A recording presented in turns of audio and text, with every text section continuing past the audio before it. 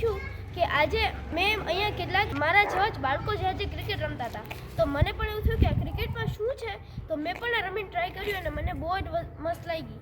અને ફ્રેન્ડ્સ, હવે બીજો મેચ છે અને બીજો મેચ આપણે આજે નિહાળીશું. આ બીજો મેચ ફ્રેન્ડ્સ, આવા શેરી ક્રિકેટમાં તમને ખાલી જોઈએ તેવી વસ્તુ એક બેટ, બોલ, જે હાર્ડ ટેનિસ ના હોય અને પ્રોફેશનલ ના હોય એમનો એકલો પ્લાસ્ટિકનો પણ ચાલે કે જે વેઇટવાળો હોય, અને બહુ વધારે તમે પ્રોફેશનલ કરવું હોય તો એક સ્ટમ્પ.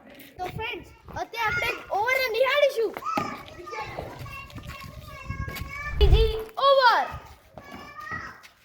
અને પાછી ગઈ ફિલ્ડ. આવે છે ત્રીજી ઓવર. Go again. ફ્રેન્ડ્સ, અમે 4 ખેલાડીઓ છીએ અને અહીંયા એક પ્રેક્ષક પણ છે.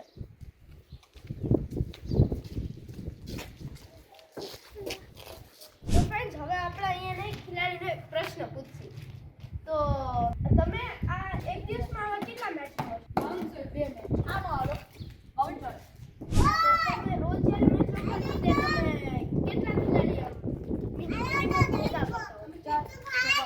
તમારી મનપસંદ ગેમ એટલે કે મનપસંદ રમત કઈ છે? ક્રિકેટ. પણ ક્રિકેટ જ કેમ મનપસંદ? કેમ કે એમાં શક્તિ તાજી હતી.